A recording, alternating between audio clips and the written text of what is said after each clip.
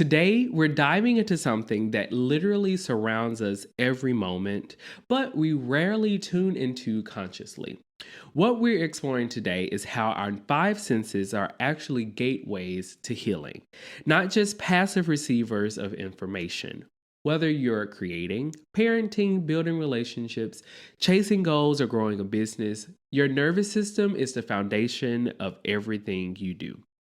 Our senses are like volume controls for our inner world, and today we're learning how to be the DJ of our own healing through addressing, adjusting, and applying your senses intentionally.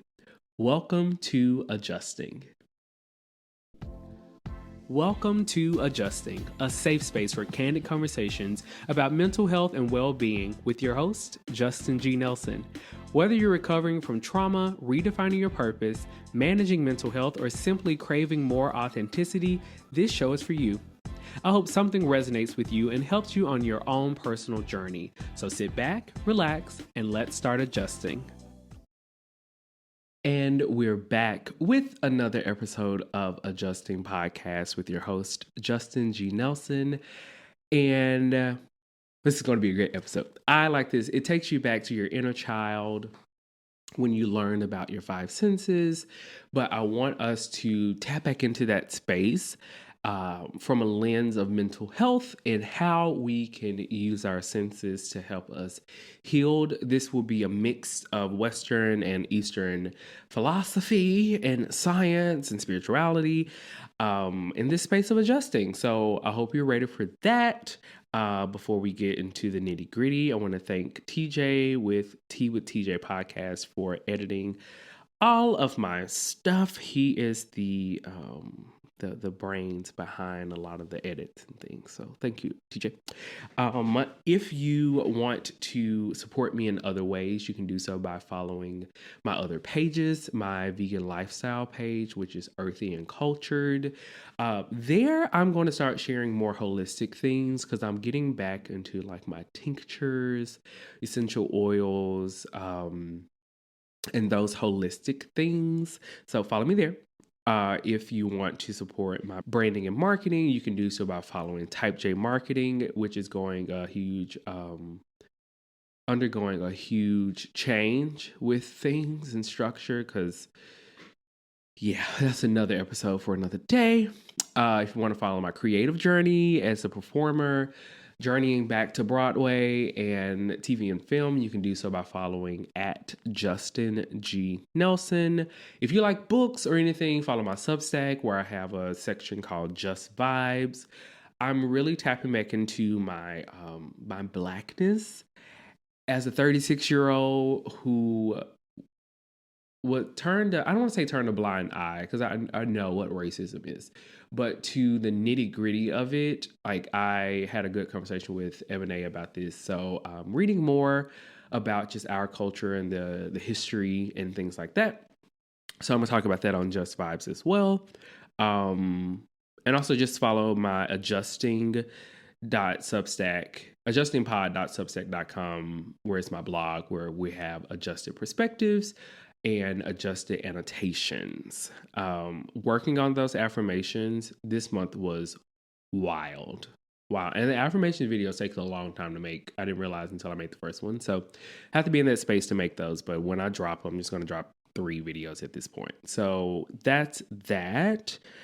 Still looking for guests for season 3. So if you'd like to be a guest, you can click on the link below and sign up. I have to respond to some people. I'm trying to figure out my work schedule for September so I can make sure Mondays are my days to do my interviews and things like that. All right. So if you're driving, focus on the road. Focus on the road. I've heard of too many car accidents recently, and I just need y'all to focus, okay? If you're not and you're in a space where you can give yourself time to get grounded for this episode, I welcome you to do that right now. So ground your feet. Take your shoes off, take your socks off. Just get it. And we're talking about senses today, so I want you to feel the flow of the energy moving up from your feet. So ground your feet, relax your ankles, your calf muscles, your knees, your thighs, your hips, relax your stomach, relax your chest, your shoulders, your neck, your chin, your forehead, and close your eyes. We're going to do a 4-7-8 breathing. So you're going to breathe in for 4, hold for 7, and release on a S for 8. Begin.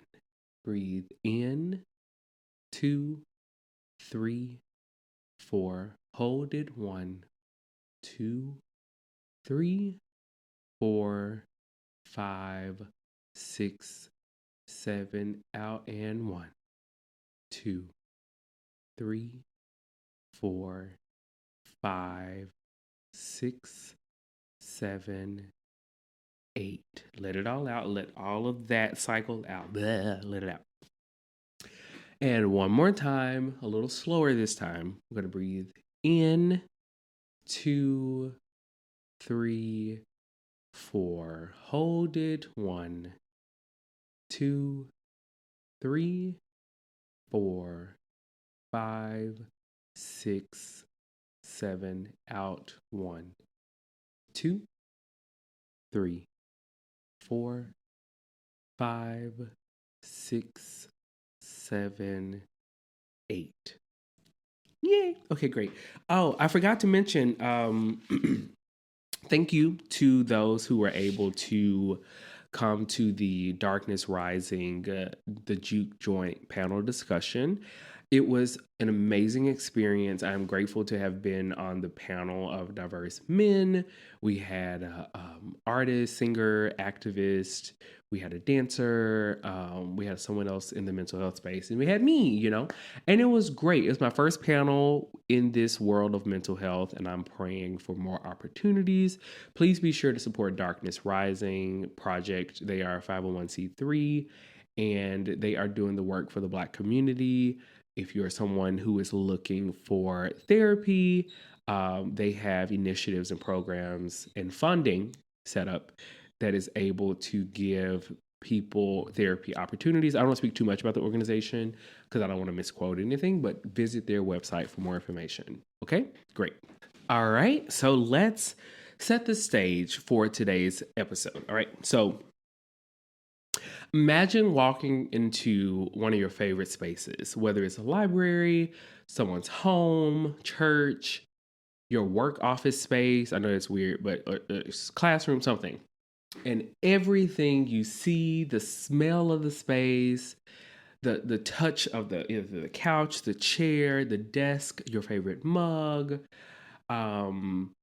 You take a drink of something in the space, and all those senses are awakened when you walk in. It's your nervous system automatically responding to sensory input by saying, this feels good. This feels like a safe space. This feels like a space where I don't have to put on a space where I don't have to put on a mask, and I am able to just exist, to be, to feel, to experience, to live. Now, from an Eastern medicine perspective, our senses aren't just biological functions, they're energy gateways. So I want you to understand that trauma and triggers can affect your nervous system and can hijack your senses, making certain sounds, smells, and textures feel unsafe. This goes back to your inner child. If there is something traumatic, it could even be food. I know for me, it was beets. Okay. If I smell beets, because in preschool, St. Matthew's preschool, they would force us to eat the food. It was like, you're not leaving this cafeteria to eat your food. And they would force us to eat it. And that was traumatic for a child to be forced to eat something. Yes, it was healthy for us to eat it. But baby, if I don't want to eat it, why are you forcing me to eat the food? So those things for people who were victims of sexual trauma or sexual assault, certain smells, sounds, environment of something, a couch, the feel of leather, something like that can instantly trigger something within a person. But the beautiful thing is these same pathways are our gateway to healing. All right. So your body is already speaking to you through your senses every single moment. We're just learning how to listen to this language and respond with intention. So let's start with addressing your senses, recognizing your sensory patterns. All right. So I'm going to start with the eyes. Okay. The visual sensory highway. All right. So lighting literally changes your neurochemistry. There are people who love mood lighting. Okay. Red room. We're like, yeah, that's sexy. That's nice. Okay. You have yellow. You're thinking, oh, this is so like heavenly. And I feel so awakened. Because, yellow, we equate it to the sun.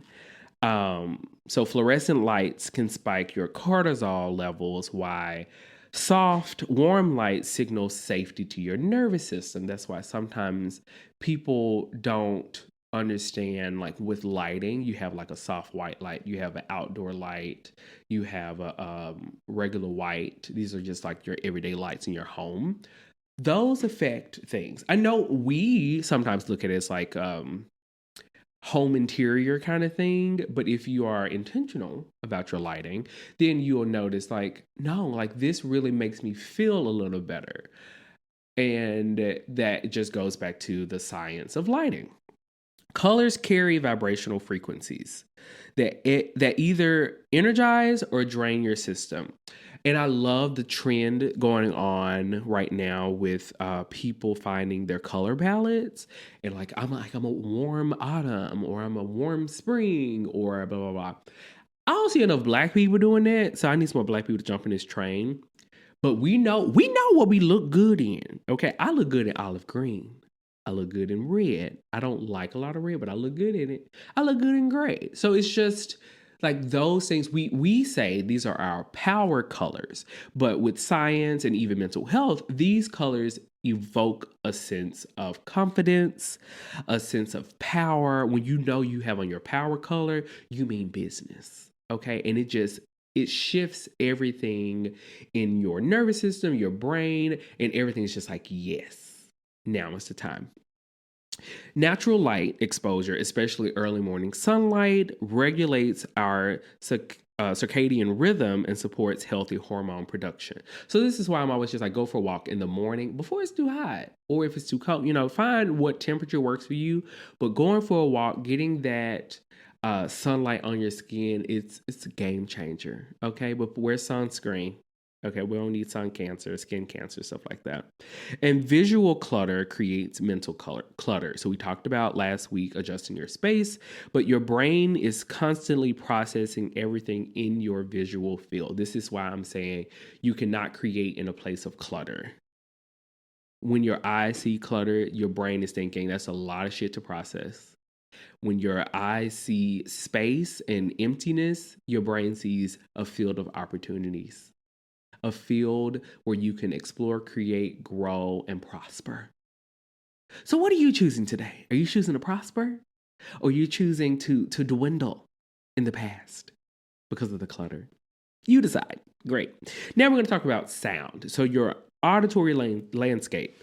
Sound waves, I talk about frequencies a lot with the hertz and how it relates to your chakras. So, sound waves physically move through your body and shift your brain waves. All right. Because my church people, okay, when that drum gets going and that praise break hit, it's just like, yeah. So it's just that thing. I finally watched the movie Sinners because we had to talk about it for the panel. Granted, we never talked about the movie per se, but it was just the theme. And there was a scene in the movie where Preacher Boy was playing the guitar frequencies, the strings, frequencies, and the way he struck those strings and sang your vocal cords, frequencies, it created this Holy Ghost fire. Fire carries frequencies, to which the ceiling just exploded. The devil came.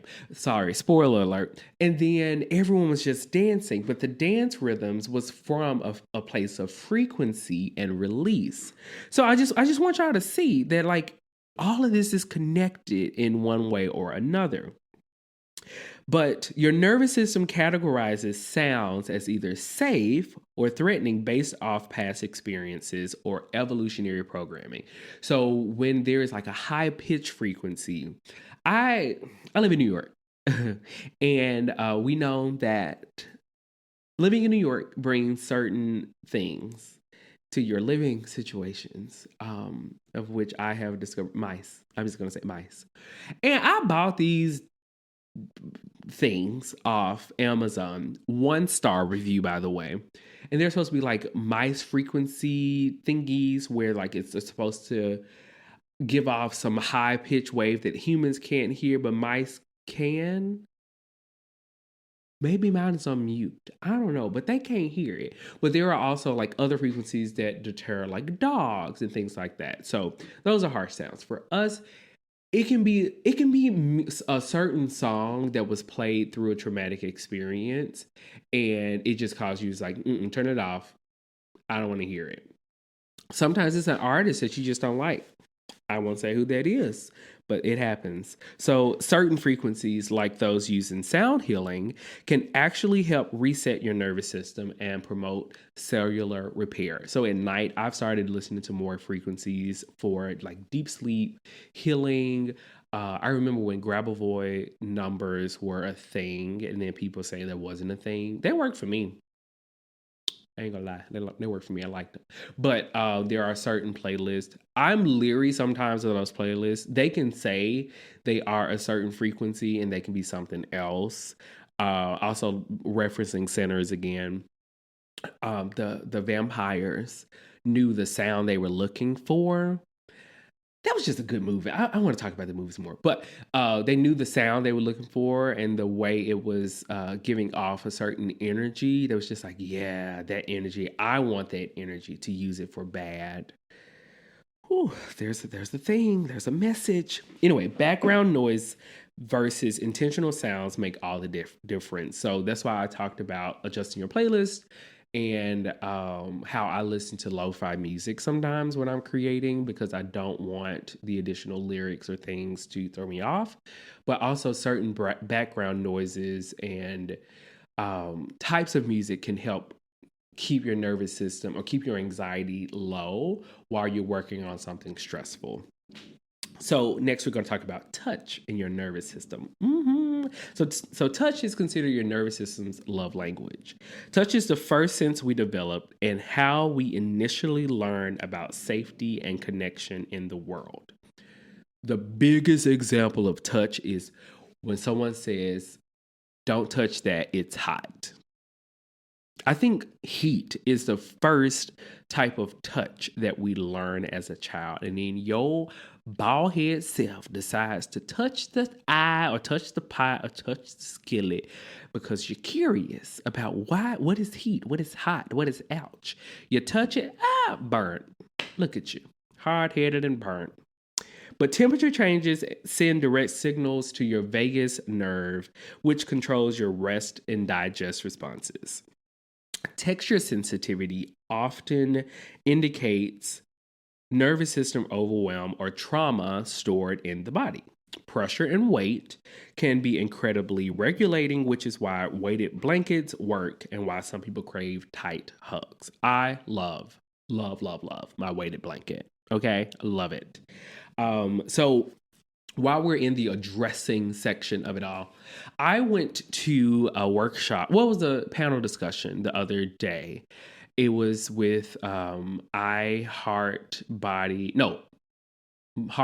and Soul, and it was their Vital and Vision series. And this one was intimacy, imbalance, and intention, or something like that. I'm butchering it. I got there late, but it was all about like sex. And I talk about like sexual wellness and just in your sexual position.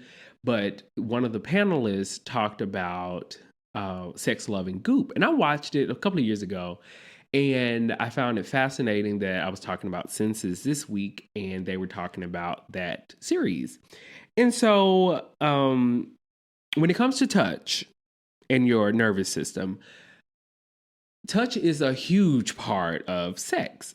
And I wanted to just share a few things. So your nervous system feels safe through sensory input. This is the like through the use of sexual things. So it can be oils or wax. It can be toys or anything like that. Gentle music helps. Lighting a candle, adding essential oils. We will talk about later. Adding food and all those things to your sexual environment. So many people struggle with being present during sex because their nervous system is stuck in fight or flight. That's why a lot of people enjoy like the foreplay time to really relax the nervous system. But that's primarily from a place of healthy sex. And I don't want to make this to a sex therapy episode, but watch Sex Love and Goop because she really does a good job at emphasizing the senses and sexual pleasure, and helping to release trauma stored in the body. Because I always say, like, relax your hips. Your hips and your shoulders, your neck are where a lot of people store sexual trauma. I'm not a scientist, I'm not a therapist yet, but that is something to think about. All right. So I want to talk about smell. Okay. Smell, the direct highway to memory and emotion. So scent bypasses your logical brain and goes straight into your limbic system. I'm giving y'all a lot of technical things today because I've just been in the space of expansion, but making it relevant, Okay. Which controls emotions and memories. So there's a system that is directly connected to other parts of your brain, which helps with smell, and that can trigger fight or flight as well. There are a lot of triggers when it comes to smell. I know now one trigger. This is not like sexual trigger or a traumatic thing. Chitlins. Listen, that's a trigger. You can clear a building with chitlins, okay? I just know they just smell horrible. I'm vegan, so I don't eat them, but that's gross. But I want to say essential oils work because they give out compounds that relate heavily to the nervous system. Peppermint oil, lavender, chamomile, ylang-ylang, lemon, like all those scents really help and connect with certain chakras in the body because of the color, because of their frequency, because of just their vibration they give off. So like I always say, like, light a candle in the morning, light an incense, light sage, Palo Santo, or turn on some type of essential oil because it will really help set the tone for the day. Last thing is taste, beyond just the food, all right? So taste is intimately connected to your emotional state and can trigger memories and feelings just like smell. Your digestive system has its own nervous system, and what you taste sends signals about safety and nourishment. So this goes back to elementary. So bitter, sour, sweet, savory, salty, or we say umami now, not savory, but umami. Each have different effects on your nervous system and can shift your energy. It can also shift your physical health too. So don't eat all that salty food or that sugary food, all right? But the act of mindful tasting activates your nervous system and brings you into the present moment. All right, so now we're going to talk about adjusting your senses, becoming intentional with your sensory environment. So we always talk about like a morning routine or things and habits you want to create. And the buzzword now is toolkits, okay? So I have my creative toolkit. I have this blah, blah toolkit. We're going to make a toolkit today, all right? We're going to talk about your healing toolkit. So essential oils. This first thing we're going to put in there, essential oils, okay? You can start with, these are the basics. If you ever go to like a Walgreens or Target, if you're not supporting the boycott, or any other place, your starter kit will include lavender. Lavender is for your nervous system. Peppermint, I love peppermint in my bathtub, in my shower. Eucalyptus. Eucalyptus is another key one. Tea tree oil. You'll get lemon, orange, and let me see, lavender, peppermint, eucalyptus, lemon, tea tree oil, and orange. Those are the 6 you'll get. Some additional ones outside of that. I'll say bergamot is for good for lifting mood and reducing anxiety, and frankincense is for grounding and spiritual connection. I don't know if I mentioned it, but peppermint is good for focus and energy. Peppermint tea is good too, as well, if you want tea, but don't like go to a good tea shop and get you some good tea. This is why I like TJ's podcast because he talks about teas and connects them with like topics and stuff like that. So like watch his stuff, and he may give y'all some good recommendations of teas are his thing. So he'll give you some good recommendations of tea shops in New York to go to. I go down the street to Brooklyn Tea. I say what I need. They hook me up. Boom. All right. So we got essential oils in our toolkit. Sound healing. If you want to invest in just one simple bowl, sound bowl, you're going to ding, you can have that. If not, make a playlist with certain frequencies. Light therapy, I would probably recommend getting those color changing lights for your apartment or your home, just for your therapy's sake. Like if you want to get away from like the bright white lights or the overhead light, but just make it a more sensory thing, get one of those. I don't know the brands, but the one you with a remote control you can change. Highly recommend that. And then texture, I would say get a weighted blanket. Okay, that will be good. For smell, we have the essential oils. So I think that's everything.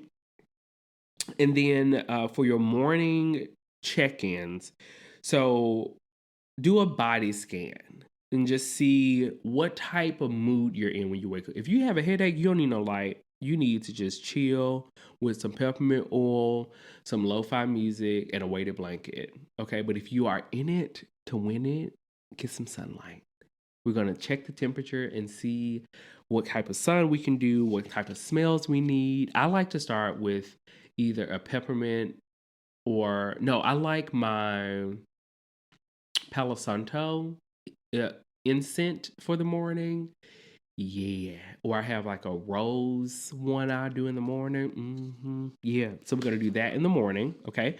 We're going to do some grounding, breathing exercises just to get the nose also engaged aside from the candle or the scents.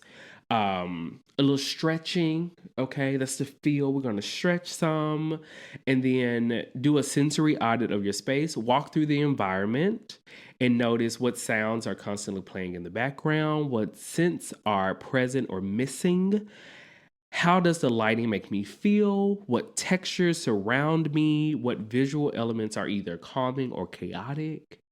I know for me, my bookshelf can be chaotic. All right. So I want to make sure like either the books are going from short to tall. Are they in color order? Like, I think that's why certain people, I don't want to say like people who are diagnosed with ADHD or OCD, but like why their spaces just make sense because it's just like everything has a purpose and a place.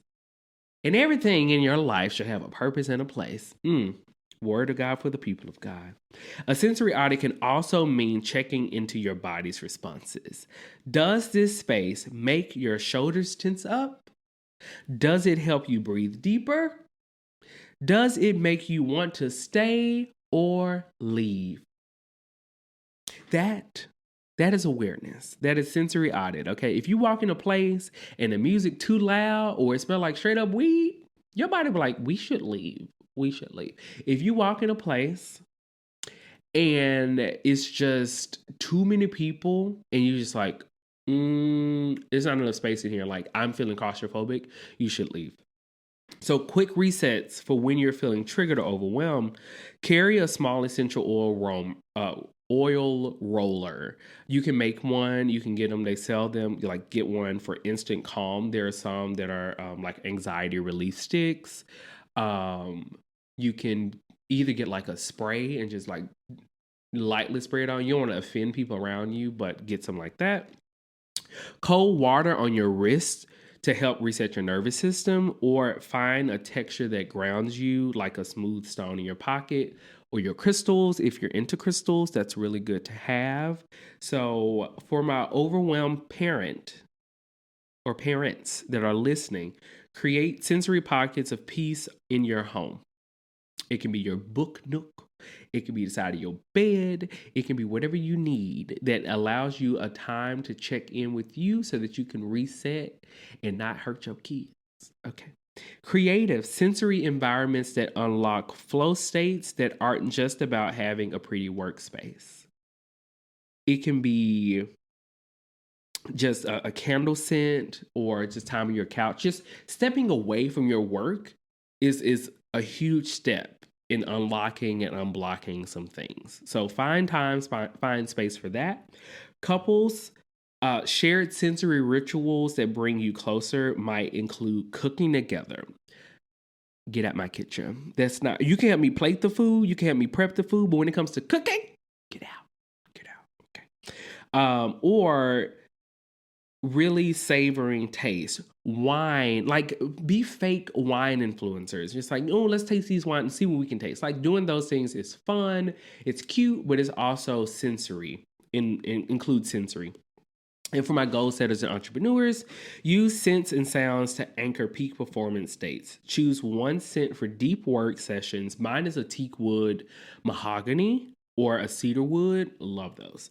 Another for creative and brainstorming, I do citrus scents, so lemon, orange, grapefruit, things like that.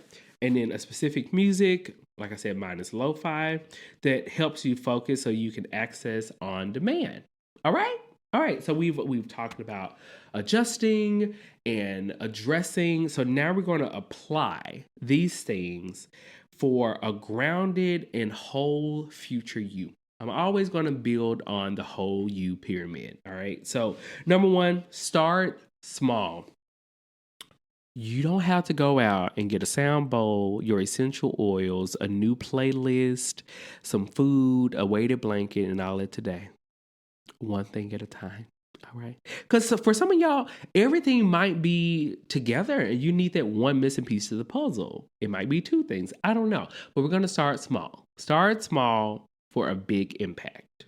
So choose one sense that feels the most accessible to you right now. Maybe it's adding peppermint oil to your morning routine or playing calming music during stressful transitions. The 1% rule applies to step one, okay? Tiny sensory shifts compound over time into massive transformation.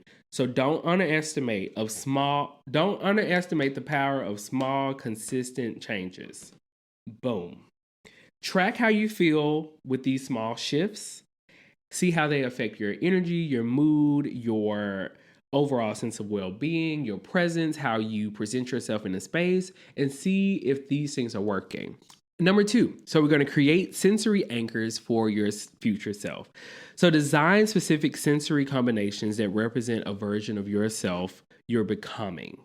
Confident, you might have a signature scent. We love a signature scent. Right now, Jackie Aina is coming with the people for She Was Here. Okay. Some of y'all, I'm a Zara guy, so my cologne collection consists of everything from Zara. Right now, I'm wearing the orange. It's like a strawberry nomad or orange nomad, one of them. But it's an orange scent and a strawberry scent. Those are my signature scents right now. But there was another one I wore. It was like a weekday one. Baby, I walked in the room. It's like, what you got on, Zara? So, Zara, if you're listening to this, send me colognes. Great. But if you're creative, you might have a particular playlist that is just like your in the zone playlist. And if there's a texture, maybe there's a certain pillow or like something silk that you love to work in, wear that. So use these anchors consistently so your nervous system learns to access these states more easily over time. The third thing is navigate resistance with compassion. So when certain scents or sounds feel wrong at first, honor that. Please just honor it. Don't try to fight through it or wrestle through it. Honor it. Nibble and gorge. Build that container. It's often your body protecting you from past trauma, and that's wisdom worth listening to. I know for me, it was cuddling and physical touch. Like I'm like, ugh, don't touch me. And it's taking time to get through that. Expand your comfort zone by gently starting with the edges of what feels safe and gradually exploring new sensory experiences. Know when to seek additional support. So if sensory experiences consistently trigger overwhelming responses, working with a trauma-informed practitioner can help you reclaim these pathways safely. It's about the neural pathways and rewiring things, but sometimes you need professional support. Okay, not your best friend, a professional, a licensed professional. Not even me right now, but somebody else. Number 4, share your journey without forcing it. Like my podcast, this is me sharing my journey. Introduce these concepts to families, to your partner, to your kids by modeling rather than teaching.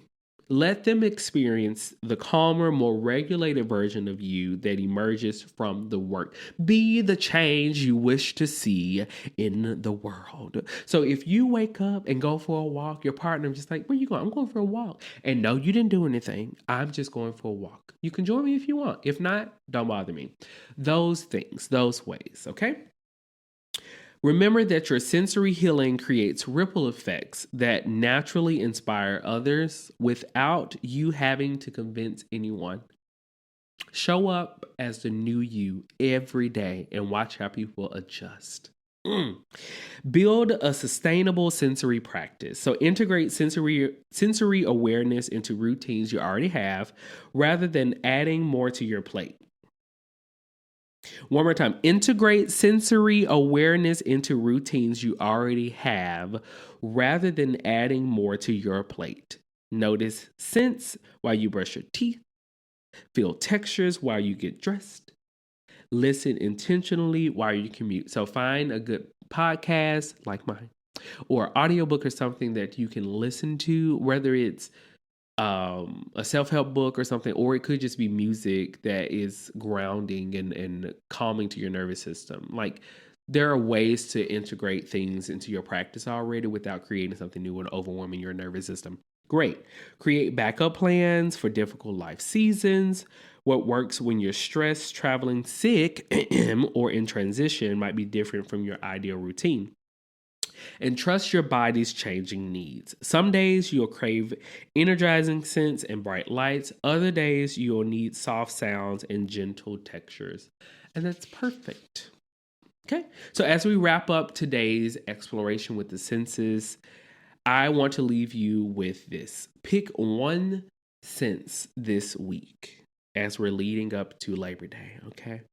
And gently get curious about it. Maybe it's noticing how different essential oils shift your energy, or paying attention to how natural light versus artificial light affects your mood. And remember that healing isn't linear. Okay, some days your senses will need different things, and that is perfectly okay. That is your body. That is you listening to your body. What scent works for you won't work for your best friend. Okay, but you can share this episode with your best friend so y'all can talk about it and compare scents. You have everything you need within you and around you to begin this journey of sensory healing. The beautiful thing is that you start to tune into your own sensory needs. You'll naturally begin to create environments that supports not just your healing, but everything and everyone around you too. So until next time, keep listening to what your body is telling you through your senses. You're wiser than you know, okay? And I can't wait to hear about your new discoveries. So until next time, keep adjusting. Bye-bye.